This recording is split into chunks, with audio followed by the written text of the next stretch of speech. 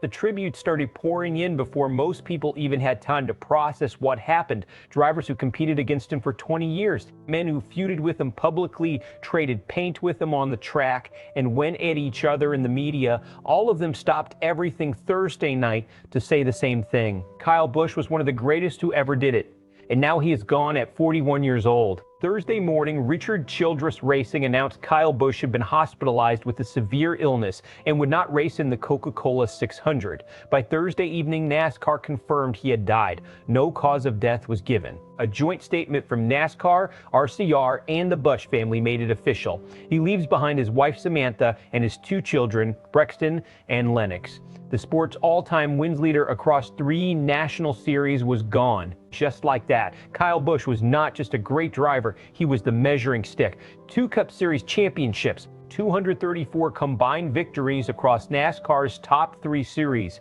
more than any human being who has ever strapped into a race car in this sport. He did it with an edge that never softened. He was aggressive, blunt, and relentless. Fans booed him, rivals resented him, and he kept winning anyway. The joint statement from NASCAR called him a once-in-a-generation talent and a future Hall of Famer. Charlotte Motor Speedway CEO Marcus Smith echoed that, pointing to Busch's record-setting success at that very track, including a Coca-Cola 600 win in 2018, the very race he was supposed to compete in this Sunday. There were signs something was physically wrong. 2 weeks ago at Watkins Glen, Busch radioed his crew mid-race requesting the team doctor. That moment, which barely made headlines at the time, now carries a weight nobody was prepared to feel.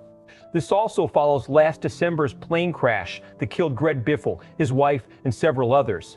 NASCAR has absorbed more than its share of grief in a very short stretch of time. What made Thursday's outpouring so striking was not just what people said, it was who was saying it. Dale Earnhardt Jr. and Kyle Busch had one of the most publicly combative relationships in the sport for years. They clashed on track, clashed in the media, and for a long time seemed like 2 people who would never find common ground. But Earnhardt revealed Thursday that Busch was the one who reached out. He was the one who initiated the conversation that turned a rivalry into a genuine friendship. The 2 had even been making plans to race together at Wilkesboro this summer. That detail matters. It tells you something about who Kyle Busch was beyond the persona. Behind the Rowdy nickname and the post-race confrontations was someone who chose at some point to put the competition aside and do the harder thing. Brad Keselowski described the relationship as 2 men who pushed each other to the absolute limit and said that losing Busch felt like having nobody left to chase. That is one of the most honest assessments of a rival you will ever hear from a competitor in any sport.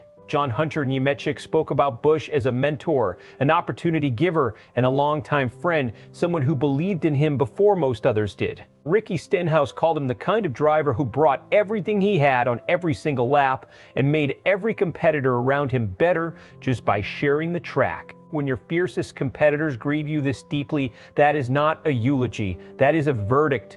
The loss for Childress Racing is also deeply practical. Austin Hill has been named to replace Busch in the number 8 car going forward. Hill is capable and has lower series credentials, but stepping into a seat vacated this way under these circumstances is an enormous ask. How RCR handles this stretch will define the next chapter of that organization. Rowdy Nation, the passionate, loyal fan base Busch spent 2 decades building, made its presence felt everywhere Thursday night. The tributes were not limited to NASCAR circles. The motorsports community at large went quiet in a way that only happens when someone truly irreplaceable is lost.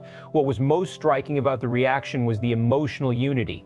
Busch was one of the most polarizing figures the sport had ever produced. There were fans who spent years booing him, rivals who publicly clashed with him, and storylines built entirely around how much friction surrounded him. And yet when the news broke, every single corner of NASCAR spoke with one voice. That unification, that moment where the debate simply stops, only happens for the very few. 2 possibilities from here. Best case, the Coca-Cola 600 at Charlotte becomes one of the most emotionally significant races in recent NASCAR history. Austin Hill drives inspired, RCR rallies around a shared grief, and the number 8 car becomes a tribute in motion.